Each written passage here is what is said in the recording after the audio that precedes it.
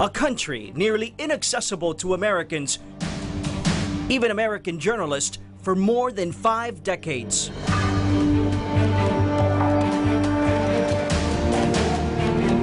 Hello, South Florida. I'm Hatzel Vela, and this is Cuba. During the next 2 hours, we'll take you coast to coast, where few television cameras have gone before. It took us about 2 miles to get through this wooded area. This is what Santiago de Cuba looks like on a Monday night, just 90 miles south of Key West, but worlds apart. Local 10 is the one and only station given access to the communist island to bring you an inside view of life. We went wherever we wanted to go across the island, every province from north, south, east, and west. We explored Cuba and wanted to share those stories with you. It's Cuba like you've never seen before.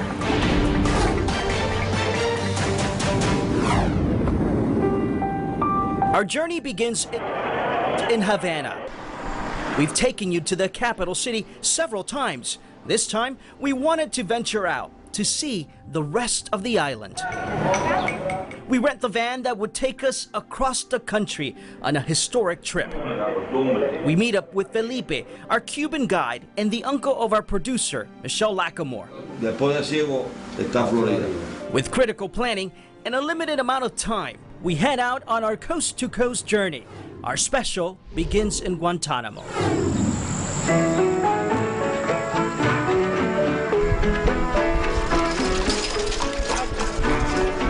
You may have heard the song.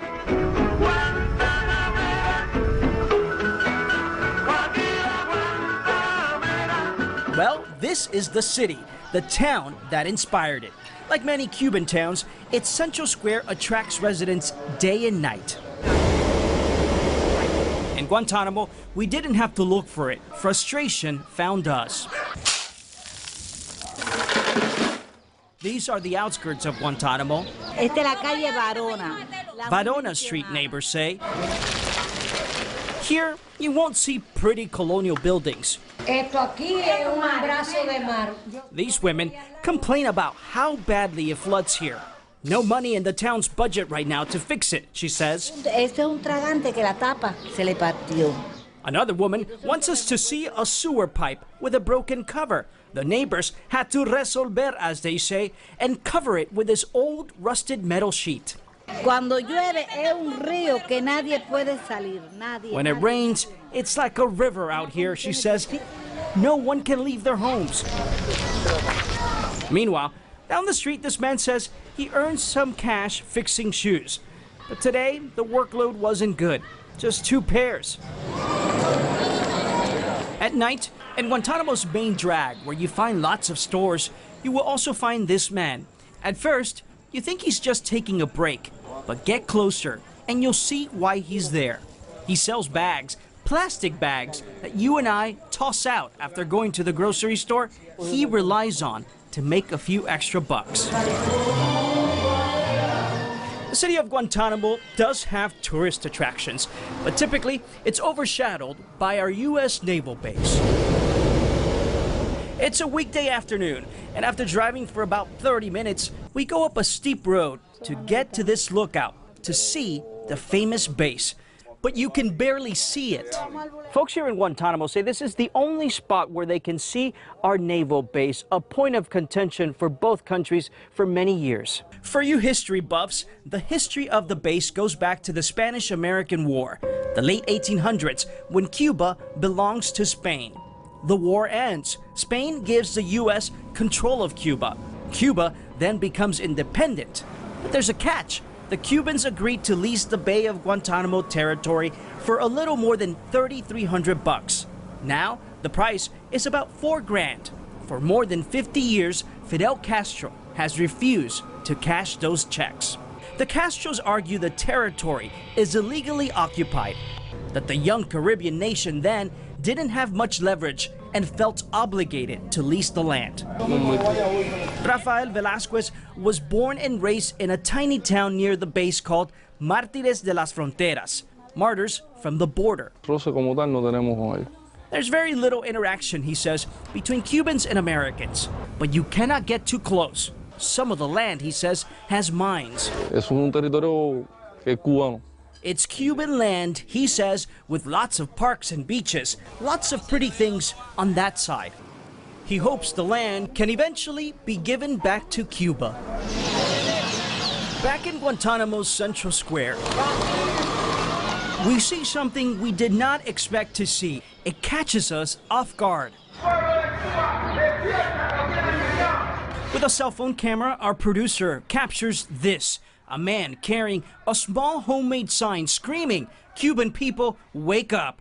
He goes on to say, the people are being lied to.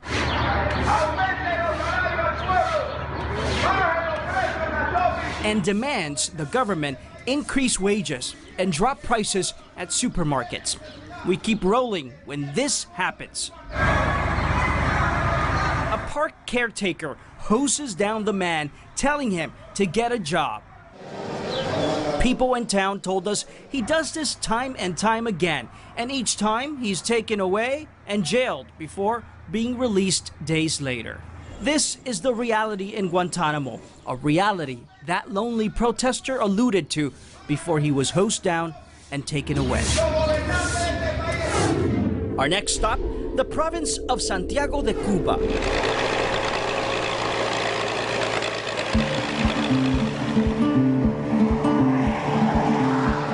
The city of Santiago is known for many things. Rico, cubano. The birthplace of rum. The birthplace of trova, a world-renowned style of Cuban music. This is what Santiago de Cuba looks like on a Monday night. Believe it or not, this happens every night, Monday through Friday. Dancing and music is a way of life here in Santiago, really in Cuba. Es un lugar donde se baila la música cubana tradicional. Traditional Cuban music, and the dancing doesn't stay too far behind. Santiagueros, as they're called, were getting ready for Carnaval. At night, on the streets, you see how they get ready.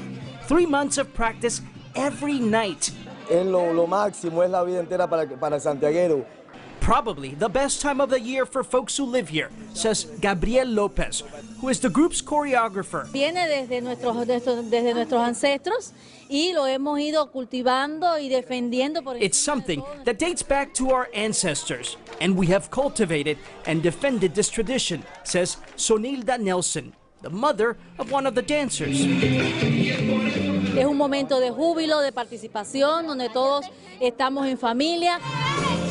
It's a couple days of joy where we all participate, she says, and surround ourselves with family.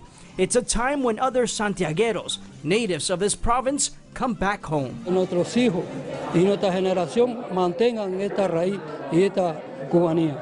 These folks want to make sure their children hold on to these roots, what they call their cubanía. Lleva mucho tiempo, pero hay mucho sacrificio y This 20-year-old dancer named Leonard says it takes a lot of time and sacrifice. But in the end, it's worth it. Gracias por hoy. Practice ends for the night. But there's another side to Santiago's history.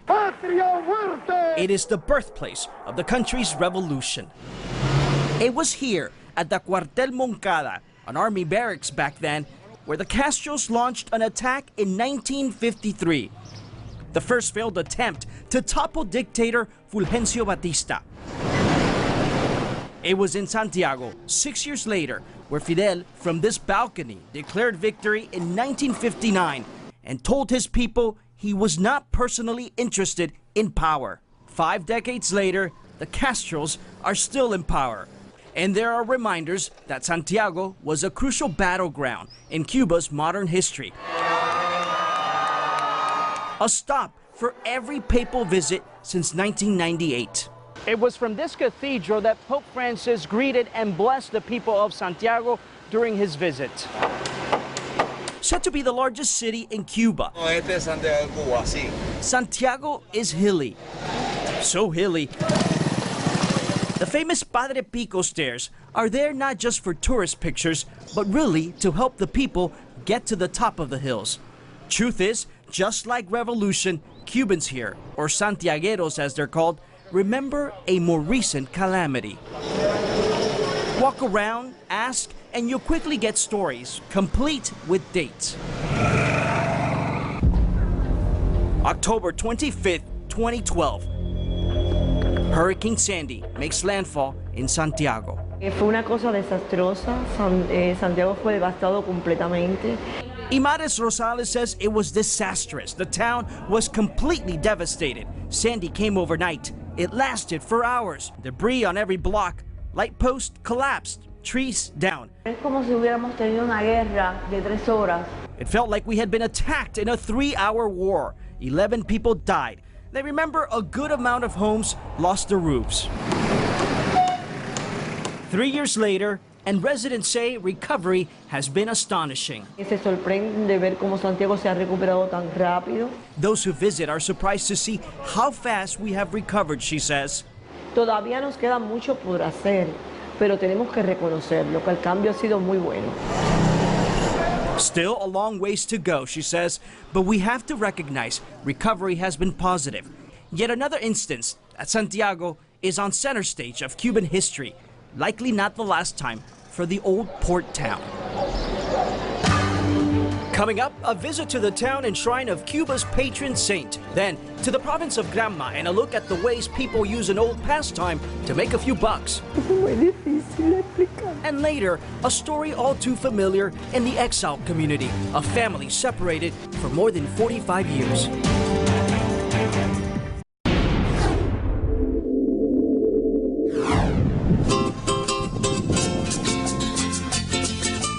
The town of El Cobre is on the way out of Santiago. The tiny town is surrounded by mountains and copper mines, which is how it gets its name. Religious or not, it's a must-see, part of Cuban history, a destination for the faithful. By the side of the road, a man selling knickknacks tells us how to get there. As we get closer, you see people selling flowers. At these stands, you can choose from all sizes and types of wooden relics. Our Lady of Charity is probably the most honored and prayed to religious icon. En primer lugar, tengo fe en la Virgen. We have faith in the Virgin, says Noglis Gonzalez, who relies on that faith and on the faithful to feed his family. Thousands come to this sanctuary. Este ha sido mi modo de sobrevivir. This is how I survive, he says. He's been selling these small works of art since 1995. People cannot have the real icon at home. They take this instead. And on her anniversary, you can pray to her. Gonzalez pays the government a $15 license fee to run this stand, but he says they still have enough to run their household and make more icons. These guys are resourceful. When building these images, they use up old broken light bulbs to save money. In the end, it doesn't matter what they're made of. What matters is that you end up here at this shrine, where inside you find La Virgen de la Caridad. In the early 1600s, 3 farmers found the statue floating on a small board in the waters of the Bay of Nipe. Story goes, it had the sign that said, "I am the Virgin of Charity." It was taken to the parish of El Cobre, but kept disappearing and would always be found on a slope at El Cobre, where the townspeople built a small church and eventually this basilica. It is here where Pope Francis celebrated Mass. Those who come, Cubans and foreigners alike, come with devotion. This woman carrying her days-old baby girl was there to give thanks for the good delivery. Tremenda fe. We have so much faith in her, she says, because she's our patron, our savior. Ask any Cuban and you'll get the same answer. The province of Granma is our next stop. As we arrive, the sun is starting to set. By day, the early morning hustle is easy to see.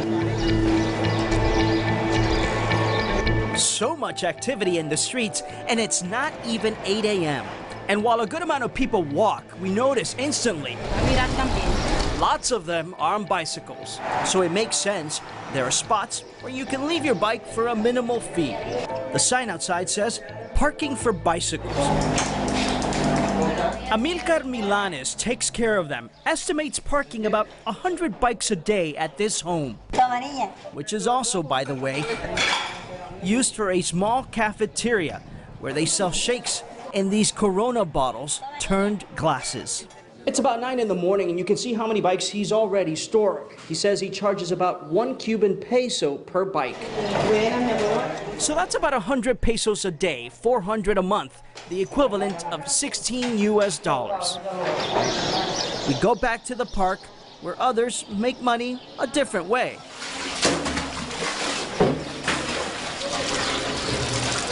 These are city workers using a well to get water they use for the plants and trees around the park.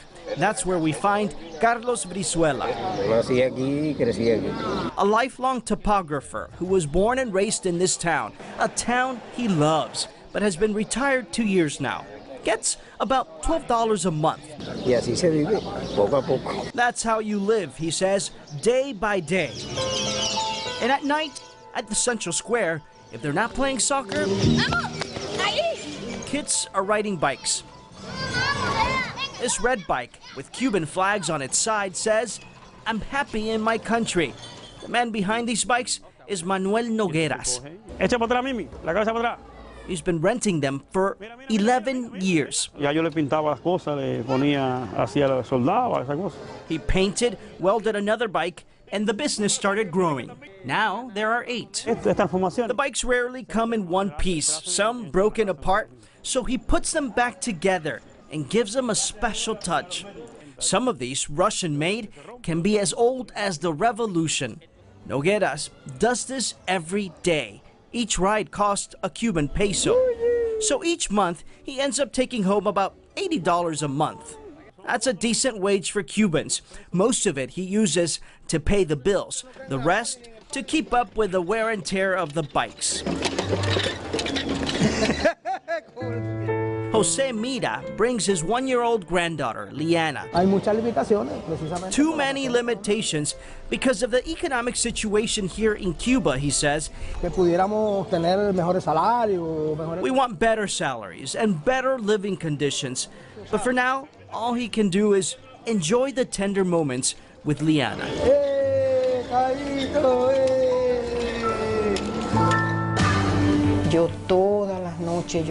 Coming up, the story of 2 sisters, one in Holguin, the other in South Florida, separated by politics for more than 4 decades. And our journey turns personal for our producer, who learns about her family history. Then, we head into the province of Camaguey, where we quickly fall into a tourist trap.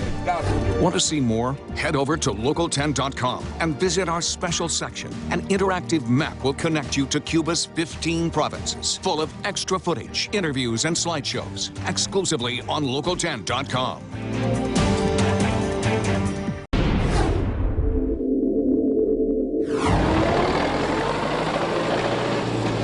When you drive into Holguin, you don't have to look far to realize sugarcane is a major crop in this province. You'll see it along the way. In this province, surrounded by mountains and fertile plains. But as we leave the farm areas and head into Holguin, the city, things naturally change. It's called the City of Parks. A total of 5 in the historical center of town, and people use each one of them for all types of reasons. In the morning, mainly to lay back and relax. It's before the daily hustle starts, but later in the day, something you'll see here in America. For 21-year-old Jose Avesada, skateboarding is about adrenaline. But he quickly reminds us boards are hard to find. The one he has was a gift. I used to come here when I was little. Alejandro Cabana, who lives back here in Miami, brought back a skateboard for his cousin. Across the street, upstairs, watching it all, these three young women, who we find out were on a small break, but the break is over.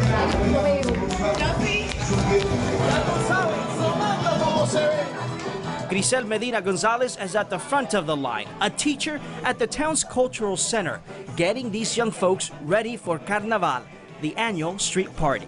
Todos los días ellos están aquí todo el tiempo. Every day they're here, she says, practicing all the time because they want to win. Holguin, one of the biggest cities in Cuba, was most recently in the spotlight. Que tu amor traiga a todos. The Pope was at the Loma de la Cruz, where he blessed the city.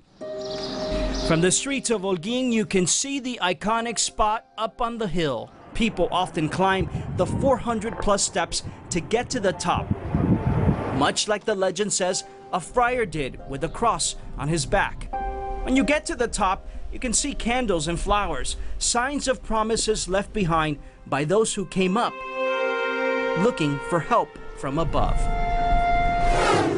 It is in the province of Holguin where Felipe, our guide and Michelle's uncle, grew up. It was Michelle's dream to see where her mother lived as a child. In this popular Cuban song, we get directions to Marcané, Felipe's childhood home. Maria is Felipe's mother's name. We go inside. The house, like Felipe described, is tiny. He shows us a spot where his mother would tie him to the wall so he wouldn't take off. Me iba de temprano. I would leave the house early in the day and wouldn't return till 9 or 10 at night. Eso de ser travieso no quitaba de que yo fuera con ella bueno. Felipe breaks down, tells me he was good to his mother. Todo el dinero que buscaba se lo daba a ella. All the money I made, I would give to her, he says. He was about 9 or 10 years old at that point. In the kitchen, Felipe reminds us they lived here more than a decade. Es aquí donde vivían cuando mami se fue. Es aquí donde vivíamos cuando ella se fue. Michelle asked if this is the home where they lived when her mother left Cuba in 1957. Felipe says yes. Esa calle ahí vivía Herminia y Ángel. Earlier in our trip, we stopped in Palma Soriano, where Felipe and his siblings would spend months as children. 227. Felipe is looking for house number 251. La casa de Gobasto donde era. The two men go back and forth. Creo que esta era la casa. Felipe thinks this is the house he would visit as a child. Our producer, Michelle, also looking for her father's childhood home, calls her dad in Miami. Quickly, we realize the man who was simply helping us find the house knew Michelle's father and grandparents. Soy hija de Freddy. I'm Freddy's daughter, she tells him. We hit the jackpot. Back in Marcané, at Felipe's childhood home, he recalls this is the room where his siblings were born, a total of 9 children. A rough childhood, deep in poverty, but his loving parents made it all bearable. In Holguin, we have another mission of a personal nature. In a town 23 miles northeast of the province capital, called Rafael Freire. Aquí nació Dani.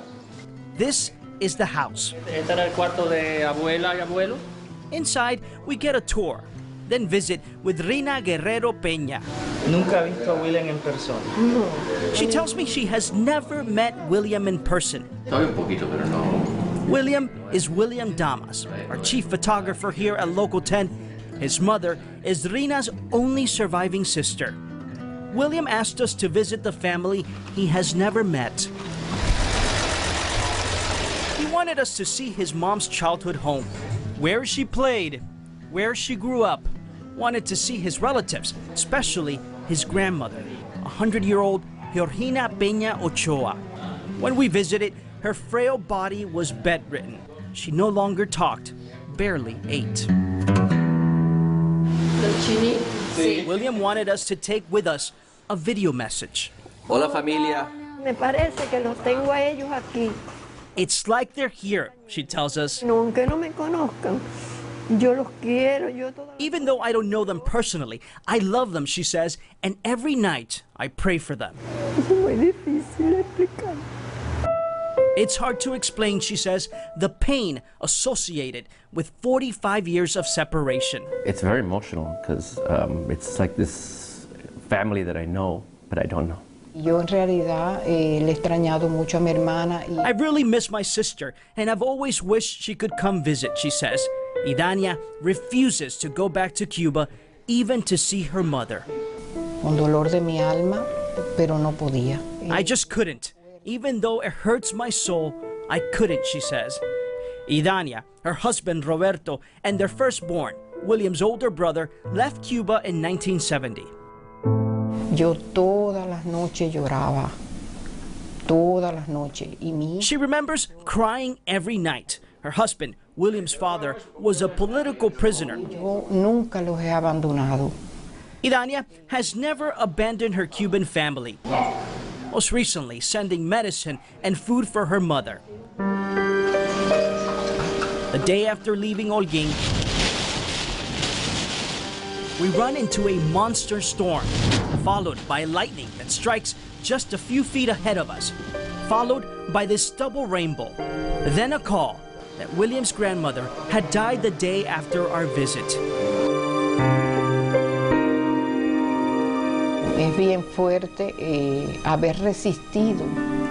For a family so united and so loving, Idania says not seeing each other for 45 years has been rough. Idania did get to see the images of her dying mother we brought back. As heartbreaking as that is, one thing is certain. En la esperanza nunca la perdemos. De un día... Reina says they will never lose hope that one day they will see each other again. Up next, hitching a ride in Las Tunas, like any place on the island, can be challenging. Then, in Trinidad, meet a retiree who scrapes by on her pension. Plus, a stop in Bennystown, the city of Cienfuegos, when we return.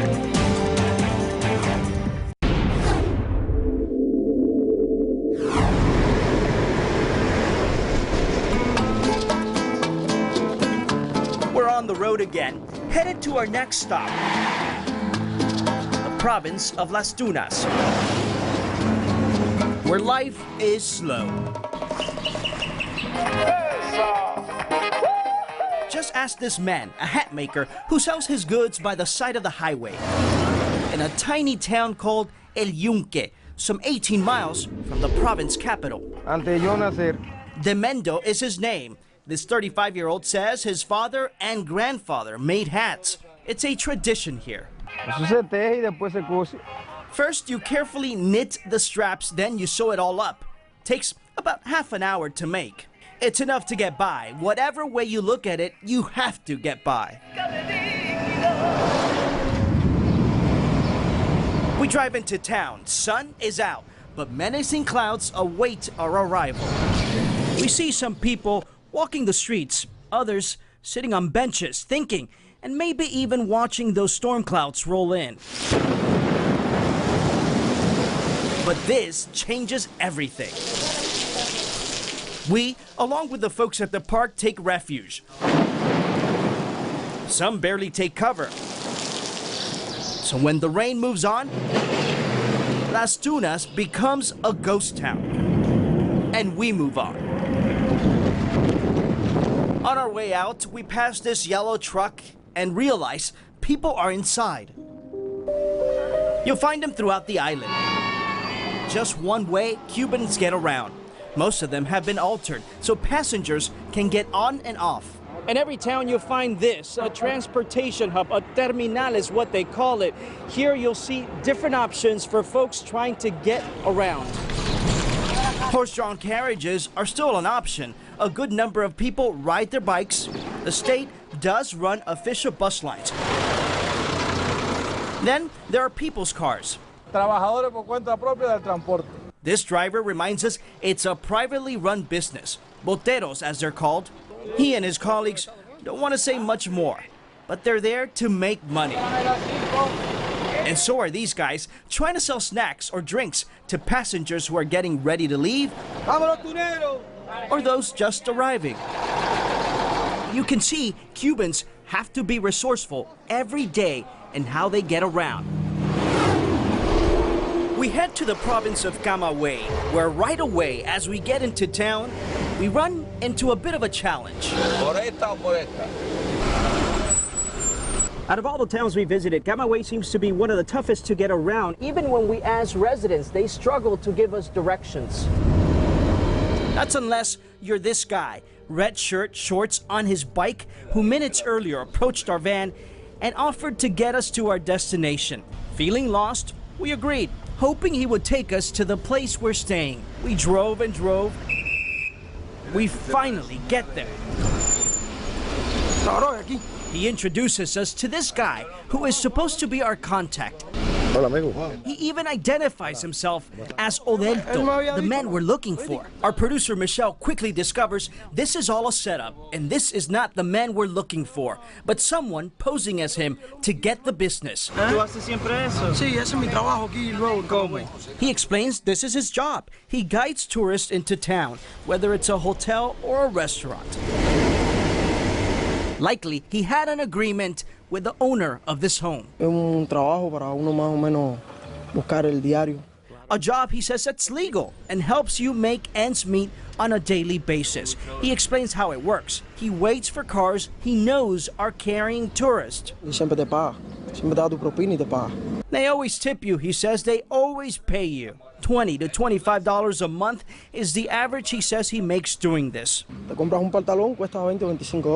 A pair of pants costs the same, he says, reminding us it's not enough, but it's enough to buy food. The next morning, we head into town. Aside from its clay jars and busy boulevards, Camaguey is known for its churches. We counted 7 in the center of town. They're everywhere, and we were lucky to be there on a Sunday. Father Jose Grau welcomed us to Mass at his church, La Iglesia de la Soledad, where he's been a priest 14 years. When the city was founded, the churches were concentrated all within a third of a mile. Camaguey is truly an example of the role Catholicism has played and continues to play on the island. Las personas tenían cierto temor de manifestar su religiosidad. For many years, he says, people here in Cuba feared showing their religious faith, but that fear no longer exists. No way you can talk about religious changes on the island without talking about the 3 papal visits in 17 years. Pope John Paul II in 1998, Pope Benedict XVI in 2012, and earlier this year, that of Pope Francis. These 3 papal visits are inviting Cubans to something they have to build. Words from a man who has been a Catholic priest 45 years.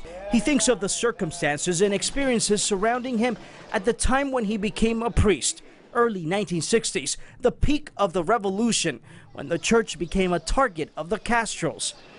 He never thought he would see this day. Next stop, Ciego De Avila, a primarily agricultural province,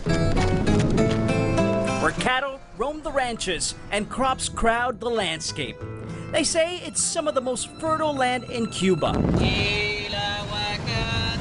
It's our halfway point on our journey.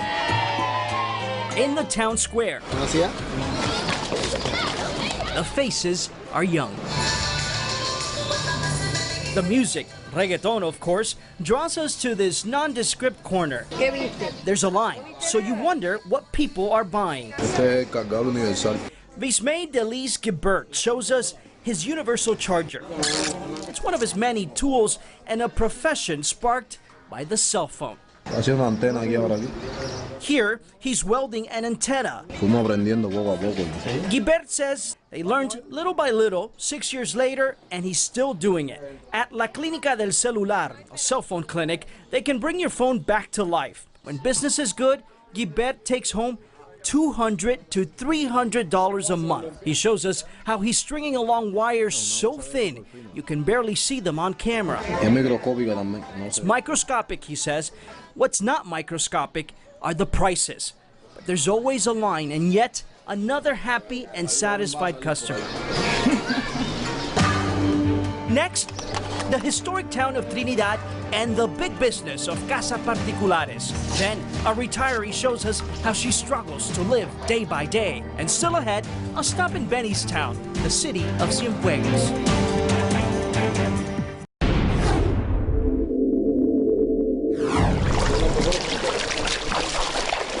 Just outside Trinidad, in the province of Sancti Spiritus, there's a fishing village.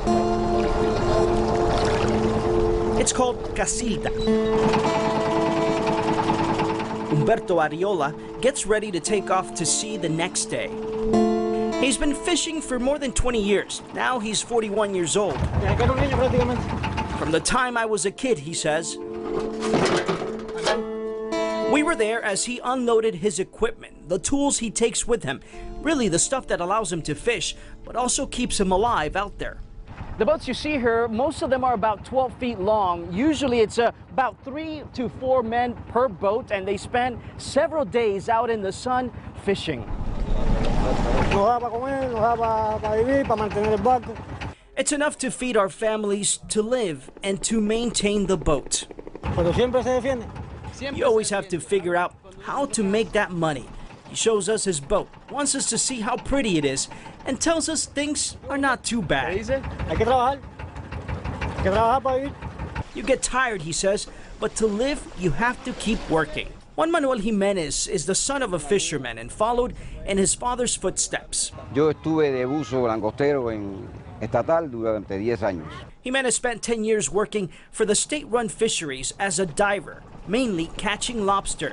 Now retired because of health reasons, but he's still fishing. It's what they call sports fishing, but what they catch, they sell. Sí, se lo vendemos al Estado. We sell it to the state, he says. Another way, another example, how the Castro government has loosened its rules when it comes to private business. Financially, it's enough to support your family. You won't get rich, he says, but it helps. Hablando cubano, vamos escapando. It's what Cubans call escapando, meaning they don't make much, but they're surviving despite the challenges. It's a story of Cubans, he says, who are humble and poor. From Casilda, we head into neighboring Trinidad. Esa calle es la más mala que yo he visto en el pueblo. Streets in Trinidad are pretty bad in some areas. When the sun comes up, you start to see the town's soul. Breakfast is early for us. We take in some fruit, some pressed ham and cheese sandwiches, and we finish with some scrambled eggs. And you cannot forget el cafecito. A typical daily breakfast like this is what you're served when you stay at a casa particular, a private home. It's how we found lodging throughout our trip. This time, we stayed in Jesus Calunga's house, up the street from the center of town. Por la ubicación geográfica de mi casa y por la importancia y la apertura que daba el país. The location of his home and the opening from the Castro government when it comes to the private business is what got Jesus involved. It was 2 years ago he started renting out an upstairs room out of his colonial centuries-old home. It's about $30 to $40 a night. For a couple extra bucks, you can get breakfast and lunch. Tourism is thriving here in Trinidad. All you have to do is look at these signs that tells you a room is for rent. Just on this block, we found 8 homes. That's just one block. The signs are everywhere, and so are the tourists. Cameras are as varied as the colors on the walls. Our hope was to keep chatting with Cubans who are directly affected by the tourism boom. Turn a corner and you'll find another type of business. Yoelsi Ramirez and other women sell handcrafted jewelry made of plants and seashells. These women pay the state a license fee, which is about $60 a month. She also has to spend money buying some of the goods. You make enough to sustain daily lives.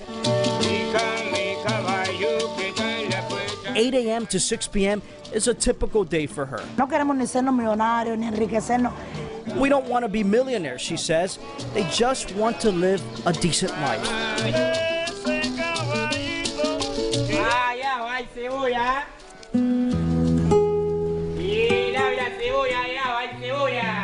Back out on the cobblestone streets of Trinidad, their loud calls don't really bother this street dog. As they go by, Nena Box watches by her door. Tenemos todo. We have everything, she says, after listing all the hot spots in Trinidad. The cobblestone streets were built many years ago, one of the many attractions that drives tourists to this 500-year-old town. Nena does not live far from the center. The 75-year-old lowers the volume on the radio, keeps walking so we can chat, and she can show us what she calls home. This is as far as my home goes, she says. Behind her living room, behind half a wall, you'll find her bedroom. Her bathroom is in there. Nena is retired. She gets around 240 Cuban pesos monthly. That's around $10. Pago la luz, pago el agua. With that, she pays electricity, water, and saves the rest for food. It's not enough, though. This is where she cooks. The kitchen is next to a little refrigerator right next to her bed. She uses a wooden rod to hang the few clothes she has. Shows us inside her refrigerator that doesn't have much, just a mango, a loaf of bread, and some frozen water. In order to survive, she has a side job. She cleans houses and runs errands for people. Muy católica. Muy católica. A devout Catholic who is proud to show us images of her faith. Her favorite image, of course, La caridad del cobre. Our Lady of Charity, patron saint of Cuba. It's who she holds dearly. In her home's corner, she also points to the saints from the Santeria religion. Nena doesn't have any family left here in Cuba. Her only brother, seen in this picture, died. Before we go, she says, Aquí tienen una amiga y una compañera. here you have a friend. Then the story takes a turn. As we leave, we get some last-minute video. A younger guy who lives down the street screams at her, tells her to be careful after what she told us. No, mira, aquí todo lo que se ha hablado es bueno. She says to him, I've only said good things.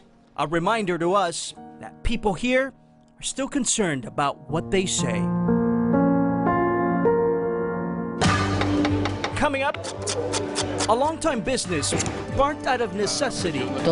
Then, a closer look at the importance of remittances for Cubans. La bahía de Cochino. And stay tuned as we visit the historic shores of Bay of Pigs.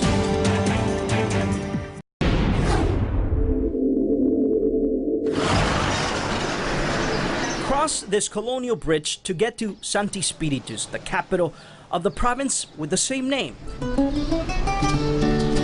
It's early morning.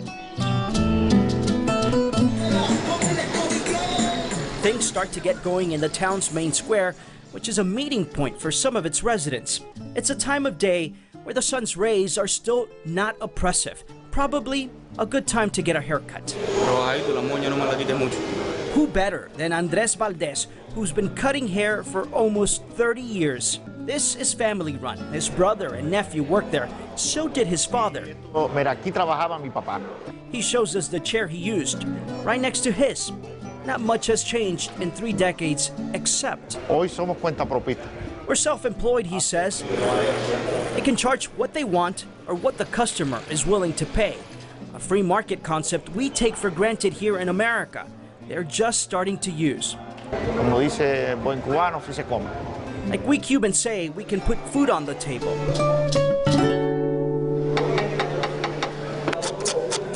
This is a way of life for Carlos Suarez, who's been doing this 30 of his 49 years at the doorway of the barbershop.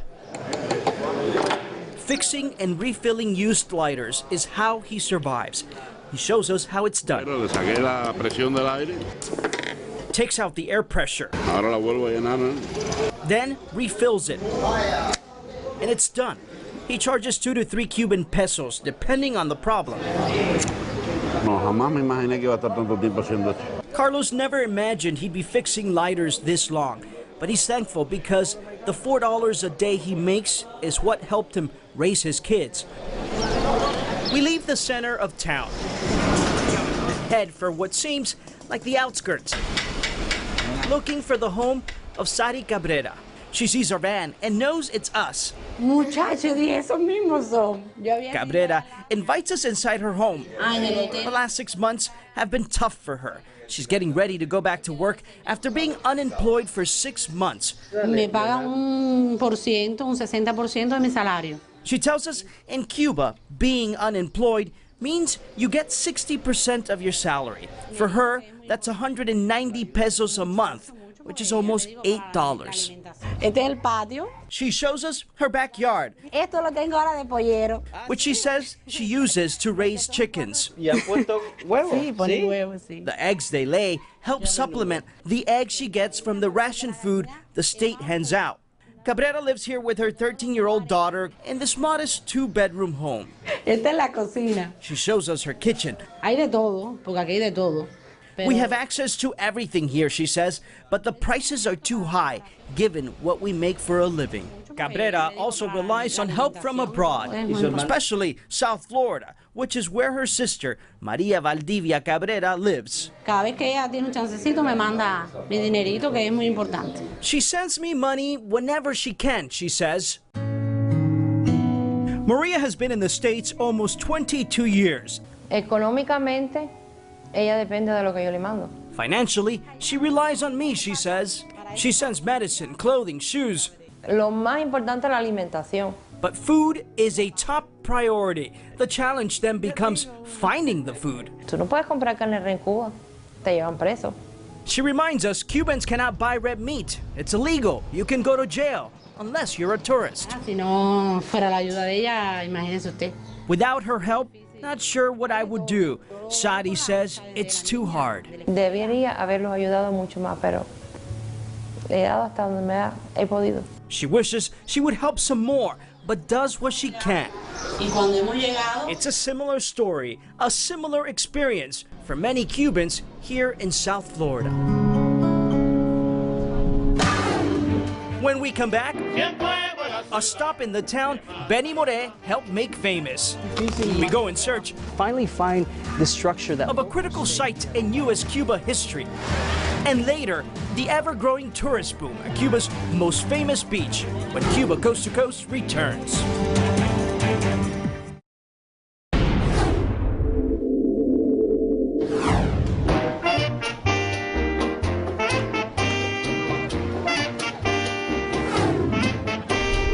Cienfuegos is forever honored in this Benny Moré song. Cienfuegos is the city I love the most, says the late Cuban master in this tribute to this town. The city remembers him just as fondly. One of the biggest attractions is Moré's statue.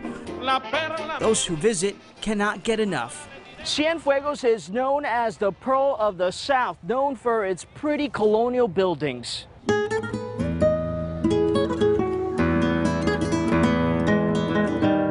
A town founded by the Spanish in the early 1800s and settled by the French. Take Paseo El Prado and you'll see them lined up along the way. The Palacio de Valle is one of the architectural jewels here. From here, you can walk to Punta Gorda, a getaway for Cubans who are looking for a little rest and relaxation. They use Cienfuegos Bay for relief. But the heat doesn't stop these guys. BC taxis, as they're called, are always on the move. Aquí montamos todo tipo de turistas. Here, we take all types of tourists on a ride, says Eddie Gonzalez, who has been pedaling 19 years. Interesting. Yes. This group is from Belgium. Ahora se hace un poco más. Sí, ahora hay un poco más de turistas. We're seeing a bit more tourists, typically from Italy, France, Spain. And now Americans, who tip well, he says. Me pagan sin, como decimos los cubanos, sin regatear. There's a Cuban saying, he says, sin regatear, meaning they never haggle with what we charge and usually give you a little more.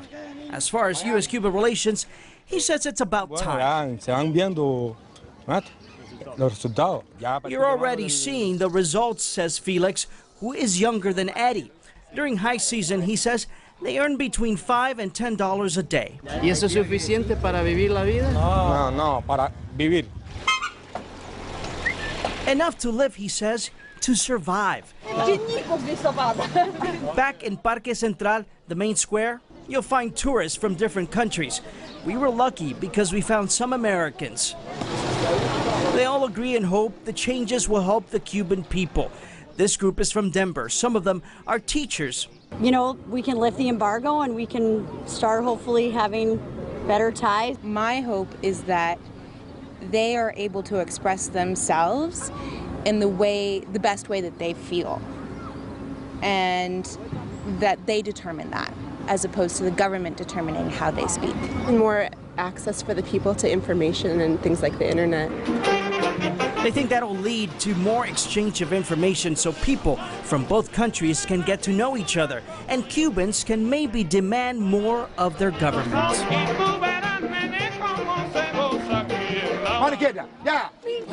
Boxing is huge here.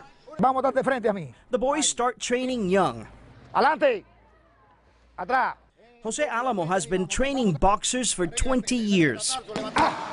He's trained hundreds of young boxing talent. En todos los eventos nacionales, internacionales, es la que nos da la medalla olímpica. When we compete nationally and internationally, he says, boxing is what brings home the medals. He goes on to list all the championships Cuba has won, despite what he says is the lack of training materials. No tenemos lo que es los guantes, no tenemos cabecera, no tenemos lo que es el medio.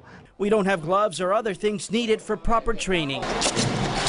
Así con ese problema a veces nos presentamos bien en los torneos grandes. Yacer Aguila, one of the well-known boxers here, says even with the lack of training materials, we continue to do well at tournaments. And with better relations with the U.S., their trainer says, somos imbatibles, somos los mejores del mundo. We won't be beat. We'll be the best in the world. Here in Cienfuegos at the Jose Marti Plaza, you feel the pride of the people, but you walk a couple blocks down the street and you see the struggle. Beyond the touristy spots, you'll find Cubans trying to make a living. ¿Qué haces para ganarte la vida tú? Yo, boteo. We found Joel Lopez at a street corner. He's what you call a botero, basically a cab driver who uses his own car. When we ask him how the cabbie business is going, Bien y mal. Good and bad, he says. Hace falta turismo. We need more tourism. He does admit he has seen a spike in tourists coming to Cienfuegos. More and more, he's seeing Americans. ¿Me dan propina? They give you tips, he says. Walks us over to show us his breadwinner. ¿Sí? A bright orange, old 80s Russian car he bought 3 years ago. And when asked what he likes about the car, ¿Qué anda? It runs, he says. And as soon as he's done showing off his car, he gets back to that corner, back to work to make enough to put food on the table. We ask him one last question. They're improving U.S.-Cuba relations. Eso está bien. It's for the better, he says. Things have to get better. The province of Villa Clara, which some still remember as Las Villas, is where you'll find the city of Santa Clara. Like other Cuban cities, it has a colonial style with a central square. Except this town is buried deep in revolutionary history. Felipe takes us to a major tourist attraction, preferred by those who sympathize with the revolution. It's a monument, a memorial, a museum. Cubans know it as El Tren Blindado. Story goes, at mid-revolution and fighting, dictator Fulgencio Batista sent an armored train carrying soldiers and weapons. On December 29, 1958, guerrillas led by revolutionary Ernesto Che Guevara attacked and derailed the train. Fighting followed, but the rebels captured Batista's soldiers. Che, despised here in South Florida by Cuban exiles, is a hero to those who believe in the revolution. His tomb also in Santa Clara, is a major attraction. But we wanted to see a hidden attraction. So we leave town and head north. We're told we can find it in a town called Sagua La Grande, in the outskirts of a tiny place called Mariana Grajales. Eso no tiene problema. After asking around, we get to this dirt road, but our van cannot keep going. Luckily, we meet this farmer who knows exactly what we're looking for and says he'll take us there. Our photojournalist Mario Alonso and I follow him. He says people always come here looking for the site. We keep walking on a dirt and rocky road, nothing in sight but fields. Our guide says the entrance is this way, so we keep following. Everyone around here calls it the Russian warehouse. We walk through more brush, more overgrown vegetation. A couple steps more, and we are there. It took us about 2 miles to get through this wooded area, finally find the structure that locals say belongs to the original site where the missiles were placed. This looks like a bunker or a storage facility, part of a bigger complex, part of a bigger story of when two superpowers clashed. Shall be the policy of this nation. In October of 1962, President Kennedy tells the world Russia is installing missiles in Cuba. Run for the nearest shelter, but run. 13 days of terror followed what became known as the Cuban Missile Crisis. Our spy planes took photos like this one that show in this place, Sagua La Grande, a launch site was built. This is likely the warhead storage bunker. Most of the structures in this wooded area are falling apart, but if you walk around, you can find some bricks. Some of them still even have letters on them. The farmer shows us a cement stand. You can see broken bricks on top of it. You get closer, you can see red letters, but cannot make out what they once said. Inside, we find a colony of bats and a beehive. Part of the past, now close to 60 years old.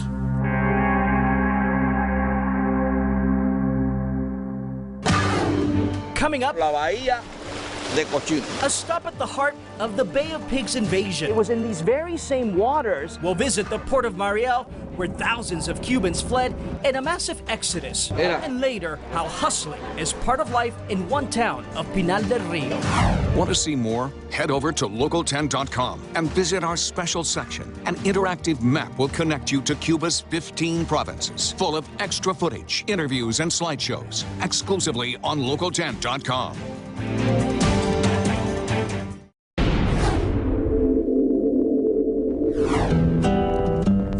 Our Cuba coast-to-coast journey continues. We're making our way out of the province of Villa Clara. On the highway, we notice workers sweeping back and forth what looks like some type of grain. We found a couple of these gentlemen here on the road drying rice. They say they first dried using the heat of the sun. These guys were not afraid to share the road with fast-moving cars, trucks, and horse-drawn carriages. Toda la mañana. We do this every morning. Very little water, not much to eat, says this man who told us his name was Osmani.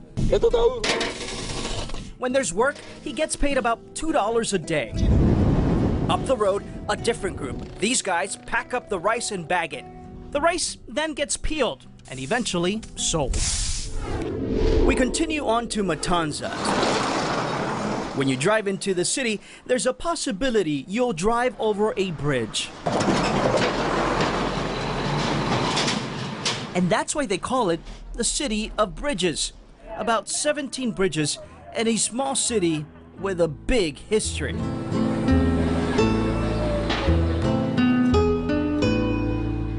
It's called the Athens of Cuba because of the role it played in the country's cultural development, especially when it comes to Afro-Cuban culture. It's a neighborhood where Santeria still thrives. And El Barrio Simpson is the heart. After searching and asking, we finally found a home where a man practices the religion, as they call it. He tells us to explain the religion, we'll have to stay for days. So he doesn't go on camera, but explains it's a religion that goes back to West African slaves. They brought those spiritual traditions with them and have kept them. Arguably, Catholicism and Santeria go hand in hand. The Santeria experience doesn't have Christian content, but it does use Christian symbols. And it has to do with the times when slaves were brought over from Africa and were baptized, but really weren't evangelized. The Christian saints Cubans adore all have different Santeria names. But this province is known for more than its Santeria roots.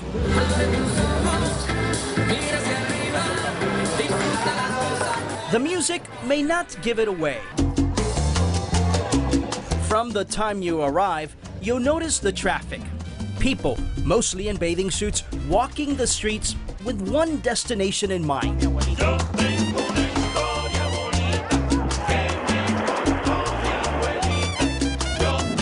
This scenery shows you why Varadero is one of Cuba's hottest destinations.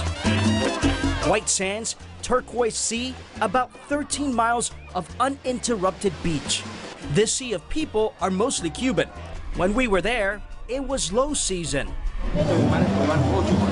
We stop at this artisan fair. You'll find anything Cuban, whether it's political or scenic. Our father's Cuban, so we've been here many times over the years. Suzanne Grosso was there with her mother, and mom and daughter, both Americans, have seen changes over the years in Cuba. They're hopeful, but because of history, decades of little change, a past that still drags on, she says her Cuban relatives are skeptical of the changes. Comment from one of the family members here, I said, oh, maybe in 2 years things will be different. I'm looking forward to seeing that. And his answer was 2 years, 20 years. We'll see. For Denis Barcelo, better relations means more tourists and more money in his pocket. A couple tents down, we find Carlos Cavadilla, who also sells trinkets for tourists. Whomever wants to come, he says, should come. It's obvious the economy in this country is in need of some cash infusion. He says that'll improve living conditions for Cubans and the country can prosper. American tourism, he says, contributes the most to the world. Cavadilla is one of the most outspoken folks we meet so far. He did not hold back, was not afraid to criticize the long-time political relationship between the U.S. and Cuba. He wonders if the Castro critics ever thought the embargo would affect those in power. The embargo, he says, only hurts the Cuban people. It's definitely not hurting Varadero. Drive a couple miles north and you cannot miss the cranes. Get up closer and you'll see the construction sites, the new hotels and resorts coming up. Stay a while and you'll start seeing tourist buses loaded with foreigners who don't mind spending cash in Varadero. In the southern part of Matanzas, there's a small town called Australia. Not much happening, but significant for a reason. Felipe, like many Cubans, knows the town's historical importance. Cubans say it was this building during the Bay of Pigs conflict that Fidel Castro used as his command center. A pie, a caballo, en bicicleta. In school, he learned Cubans volunteered to fight and came by foot, on horse, and even used their bicycles to get to this area. This building is a reminder of the failed U.S.-backed invasion that gave Castro a military victory and more international acclaim.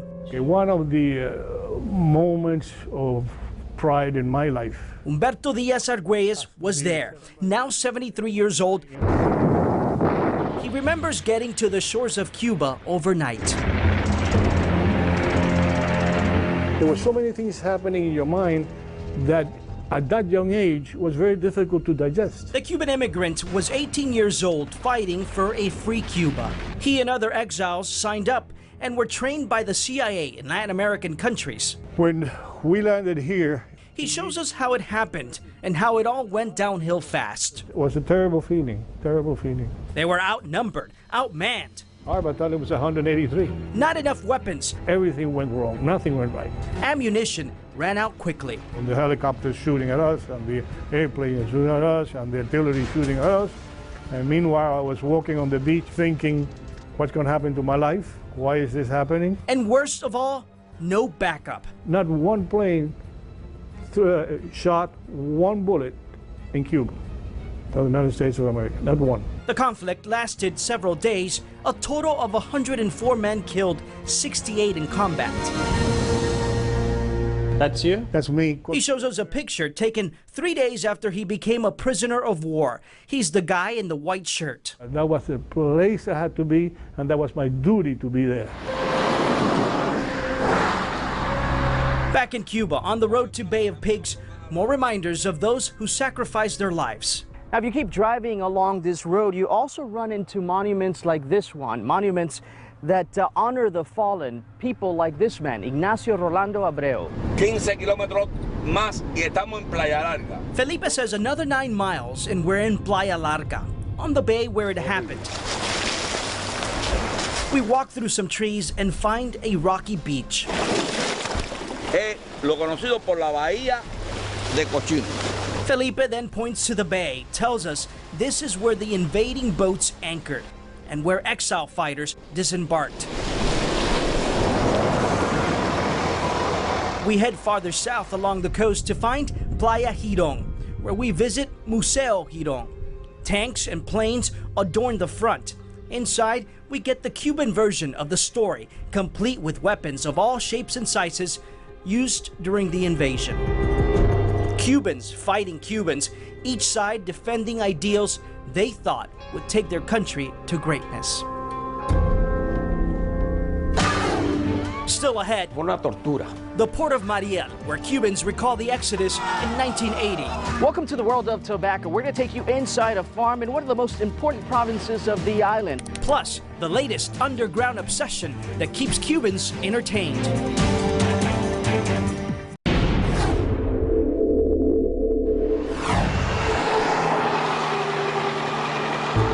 We drive into the province of Mayabeque. Eminentemente agrícola, pero tiene muchas industrias. Mainly driven by agriculture, but mostly industrial, he says. It's one of the 2 newer provinces created by the Cuban government in 2011. Its capital, San Jose de las Lajas, not too far from the city of Havana, is home to one of the distilleries of the famous Havana Club rum. As we make our way through, we stop to fill the air in our tires. One of the issues we had this morning is that one of our tires was low on air, but you can't find air in most gas stations. So what we did is we drove by and saw this guy that says he had air, and here we are doing what we need to be doing, putting air on that tire so we can make sure that we continue our trip. These are folks that do this for their own business and make some money by providing air to folks like us. From this point, we drive to Artemisa, a small province near Havana, also created recently.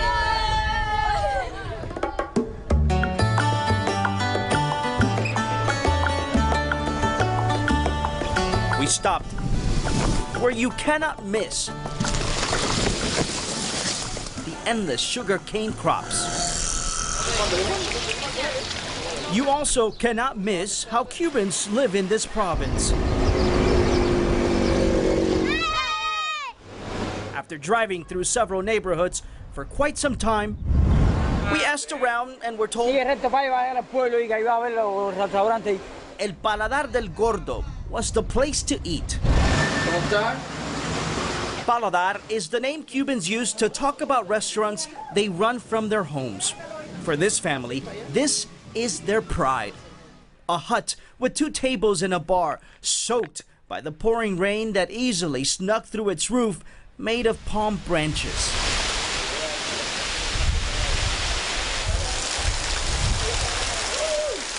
We had not been there 5 minutes. A thunderstorm forced us to take cover. Our photojournalist Mario Alonso asks if they've lost power. They say yes, laugh about it, and continue cooking. They keep molding the mix to make the croquetas, some ready to be served. Our guide Felipe and our producer Michelle watch as the rain keeps coming. The downpour continues, and so do they. With the help from a small battery-operated lamp, they're thankful their gas stove still works. When the lightning and thunder stops, we'll get power back, they say. Sometimes it's quick, sometimes it takes a while.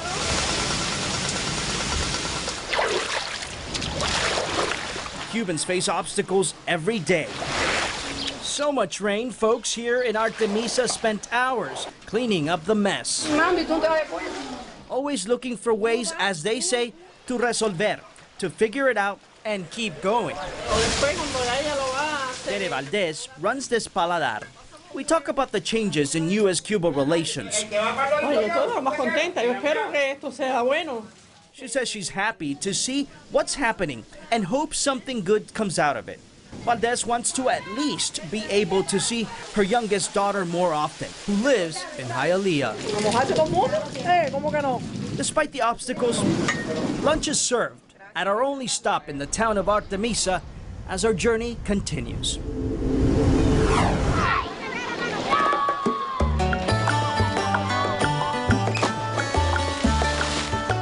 Shipping containers is what you see coming into Mariel. The terminal is Cuba's newest economic attraction. They say it will rival any port in America.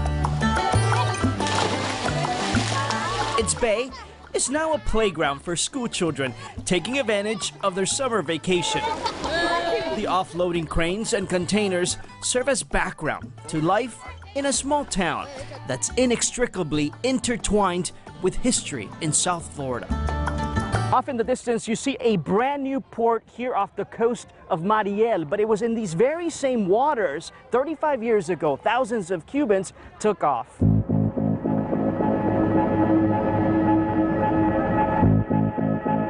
In 1980, Local 10 documented the migrant crisis.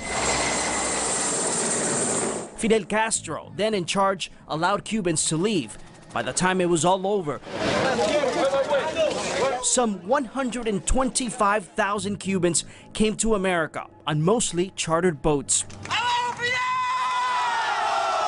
Yo reclamé a 80 de familia. Roberto Damas is a Cuban exile who decided to rent a boat with hopes he could bring back 80 relatives. Damas, once a political prisoner in Cuba who fled with his family on the Freedom flights in 1970, found himself going back to Cuba. He and several friends split the $45,000 cost to rent a 65-foot boat. Salimos de Cayo Hueso. They left Key West and eventually made it to Mariel. Tuve 11 días ya. 11 días. 11 días pasando hambre y durmiendo en el piso del barco. 11 days waiting with little to eat and sleeping on the floor of the boat. Eso fue una tortura. A torturous experience, he says. Remembers having to pay off Cuban officers so he could get his family members on board. Trajimos 156.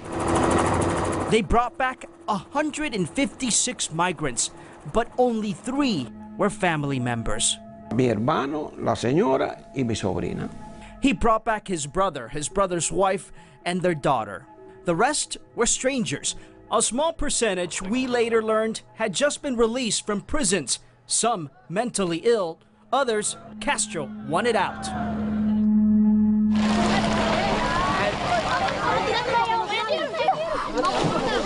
Back on our journey in Mariel, where Nancy Limas Diaz remembers families sobbing as relatives left. She recalls seeing hundreds of boats. La gente, que se le fue la familia. Felicia Vasquez Hernandez says it was tough to see folks watch as families left because we knew, says the 80-year-old, they were not coming back. There was also the fear they may lose their lives at sea. The Florida Straits, unfortunately, is something Cubans know too well. For Damas, it's the only time he has returned to his native land. he never plans to go back.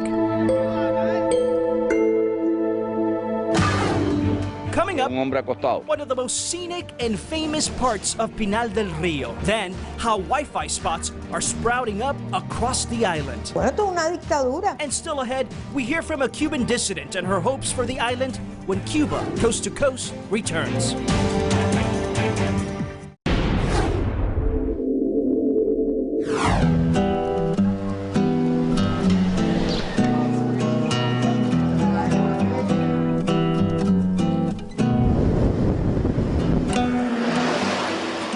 It's not unusual to see this in Pinal del Rio.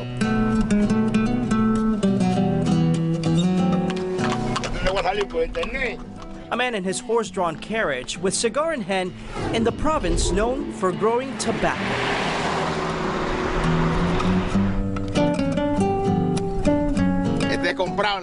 This stogie, he says, he bought at the store, but he doesn't have to go far to find it. El tabaco bueno es el que compone. Jose Manuel Junco will tell you, in Pinal del Rio, growing tobacco is a family thing. He's been part of this cooperative 28 years. His father and grandfather all did the same thing. He remembers working the fields as a child. We were born producing tobacco, he says. This is what we do. The 62-year-old was gracious enough to show us what happens once the leaves are taken from the fields. He took us inside this warehouse, made simply of wood, where the leaves are separated based on where they grew on the plant. You'll see similar-looking structures dotting the landscape as you drive into Pinal del Rio. El de Mañanita, Librepie, Unimedio, Centrofino, Centroborde y Corona. Y por el tamaño y el color. He explains the different types of leaves and shows us how they're stored. Think of this warehouse as an oak barrel, which is used to house and age wine. Esta tiene 5 con sus portales afuera. The warehouse plays the same role for the tobacco leaf. It houses 3 to 4 tons at a time. But during the season, they can produce up to 46 tons of tobacco. Aquí ellos están haciendo la selección. Junco takes us to the other side of the warehouse where something important happens. Part of the process is separating the leaves. What you see these women doing is choosing the good from the bad. Everything is done by hand, from the planting of the seeds to the making of the cigar, and nothing is wasted. What doesn't work is used elsewhere on the cigar. ¿Cómo va a afectar eso a su trabajo? No, en el caso de esto, pienso que no nos afecte. We asked Junco how the changing U.S.-Cuba relations would affect his work. On the contrary, he says, better relations may help bring materials they now do not have access to, like fertilizers and machines they sometimes have to get from Europe, which are too expensive. It's equipment he would not just use to grow tobacco. On the off-season, these Cuban farmers also grow other vegetables and grains. Junco's family relies on the land. It's how they survive.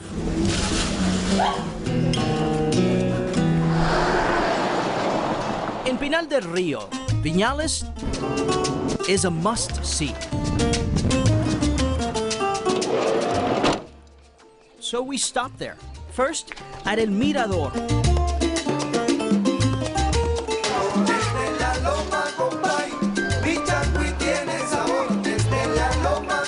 La boca, la nariz, es un hombre acostado. An overlook with the views of a lush, beautiful valley. ¿Ves? ¿Y cuál pueblo es ese? Ese es Viñales. Nosotros vamos a ir para allá. Felipe, our guide, shows us the town out in the distance while the tourists take pictures and check out the knickknacks they can buy. A picturesque spot, not just for tourists though. Okay. Recuerda venirle a la vista bien arriba. Born in Pinal del Rio, Mira, abre, vino solo. now living in Switzerland, but back for a very important time in her life.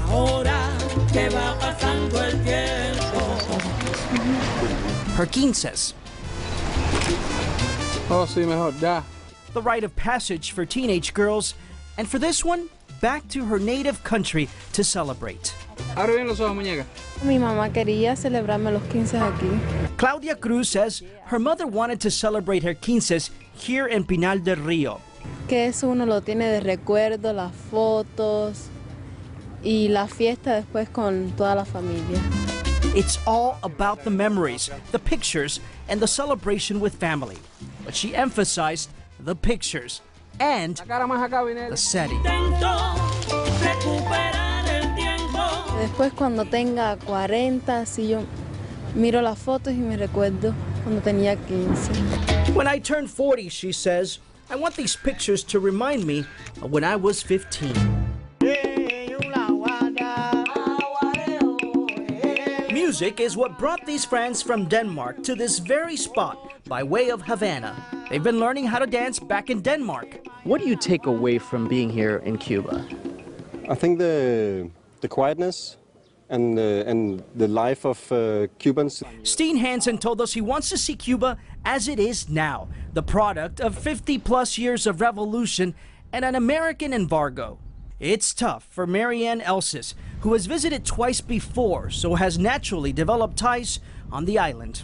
It's so difficult for me to see that they don't have any freedom at all. They're in prison, like in a prison. For those newfound friends she has made, she wants more freedom of expression, freedom to travel, and the ability to earn decent wages.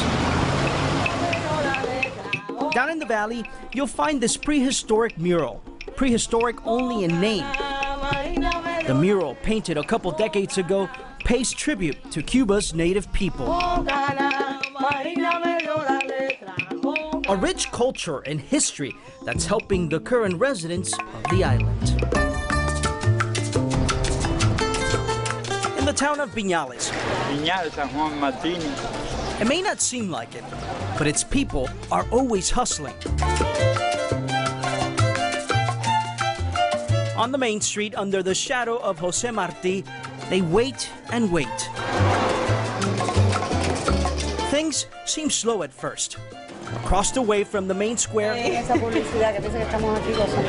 you'll notice a couple women who sit and chat. For whatever reason, they don't want to talk to us, but they keep waiting. Walk 2 houses down and you'll find these at a small store. The first sign that tourists come here. You'll have mountain views, says this man, who shows us a laminated flyer with scenic pictures. The attention is on us until the buses show up. Tourists from all over the world get bombarded with offers. This is the center of Viñales. Typically what happens here, the folks who live here come and greet the tourists, hoping to rent out their properties. This is my home, sir. It's private for you in the center. This young man knows enough English to get his message across. The home, he tells the French tourists, is available today. He goes on to list all the amenities. Television, refrigeration, no problem. AC, private bathroom, and hot water. And if the Cubans get rejected, which they often do, they go on to the next person. They'll remind you they make a living doing something else. This young man tells us he's a singer, but does this to get by.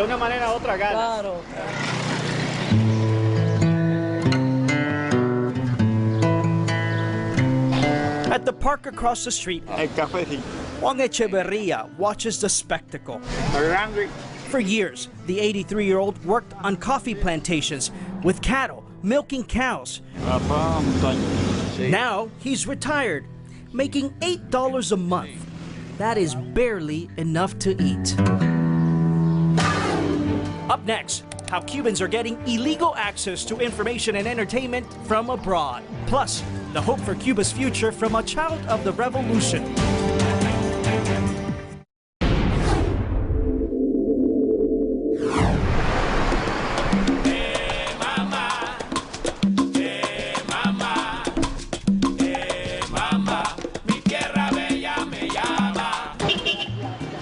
Our day gets started in downtown Havana, an ever-changing capital which is still under the shadow of the revolution. The seat of government, long criticized for being oppressive, has built these along La Rampa, busy area in Havana. They're Wi-Fi access points, and you'll find them surrounded by Cubans, typically young ones who cannot get enough. To get connected, they buy cards from the state-owned telecommunications company.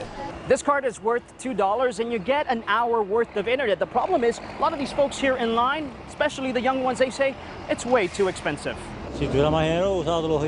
We found Enrique Santavalla, who uses the card to talk to his mother, who's in Nicaragua. She's on a mission. And talk about a mission. It takes about half an hour cab ride for him to get to this spot. ¿Qué hace usted? No, trabajo. Soy guía de turismo. He works as a tour guide, he says, making about $15 a month. The internet cards are a luxury, to say the least. But no matter where we went in Cuba, the obsession was obvious. In every province, typically at the town's central square, we found mostly young people sitting on benches, heads down, focused on screens, no matter the device. Por lo menos yo que quiero saber de mi mamá tengo que hacerlo. It's a must for someone like Mayreline Noble, who's constantly trying to stay informed about her mother and stepfather. She showed us some pictures on Facebook. She's able to buy internet cards because of some financial help from her mother. Once a month is all Romel Martinez can afford. A big sacrifice, he says. They only hope access gets better. And that's what this group of Americans want as well. It's been a great opportunity to see the culture and everything else that it has to offer. All young and optimistic about a communist country some never thought they'd be able to visit. We met them while we were trying to hail a cab, all visiting the island, they say, because of the changes in travel announced by President Obama earlier this year. Havana is where we first saw it, but what you cannot see is another addiction. It involves technology as well. It's about access. And in order to tell you about it, we couldn't show you his face because it's illegal. He distributes, he says, doesn't produce, and will not tell us how he gets it. I buy it, resell it, he says, and like me, there are thousands who live off of this. We were there as he was downloading files, copying them in yet another thumb drive. It's content that aired last week, he says. Part of what Cubans call el paquete, the package, an underground business that has been around a while, in which Cubans somehow access and download hours of television content from abroad. And then they sell it. It thrives here because there's a need. Cubans only have access to several state-owned, state-run TV stations. But El Paquete gives Cubans access to entertainment from all around the world. There's a little bit of everything. Here is the new Jurassic Park movie. Series, novelas y documentales. Whether it's movies, documentaries, or novelas, Cubans crave the latest episodes or series. They ask for Spanish news magazine programs like Primer Impacto or Al Rojo Vivo. Yo te doy 8 gigas de material de lo que tú quieres y te cobro un presupuesto por esto. He tells us how it works. The customer brings a thumb drive. The price depends on how much memory the thumb drive has. 8 gigs, he charges 10 Cuban pesos or 50 cents. The more memory in the thumb drive, the more content you get. This man has been doing this for 3 years. Like most Cubans, this is a side job. He's making about $32 US a month. He spends $2 buying the package. Me da la posibilidad de 2 libras de aceite, se me ayuda a comer por lo menos. That extra cash allows him to buy 2 pounds of rice and cooking oil, and that helps. But before you start making money, you have to spend money. You have to come up with the cash to buy a computer and external hard drives, which are not cheap. It's not easy, they say, but they figure it out. They make money and keep Cubans entertained. But others use their time in different endeavors. Marta Roque has been fighting for a free Cuba. Nos dicen mercenarios, terroristas, todo lo que nos quieren decir. In Cuba, they call her a mercenary, a terrorist. But the outside world knows Marta as a longtime dissident. Nosotros no tenemos derechos civiles. We don't have civil rights, says the college professor and economist by trade, who was jailed in 2003 with 74 other men in what they call the Black Spring. Bueno, esto es una dictadura, un régimen totalitario. Aquí no te dicen nada, aquí te dicen está detenido, está detenido. This is a dictatorship. A totalitarian regime, she says, where they don't tell you why you're arrested. A mí me han dado golpes numerosas veces. Me han fracturado los brazos. They beat me multiple times, one time fracturing my arms. La gente en Cuba no tiene tiempo para pensar en la libertad. She says people here don't have time to think about liberty because they're often thinking about how to put food on the table. But Roque remains hopeful. Want to see more? Head over to local10.com and visit our special section. An interactive map will connect you to Cuba's 15 provinces, full of extra footage, interviews, and slideshows, exclusively on local10.com.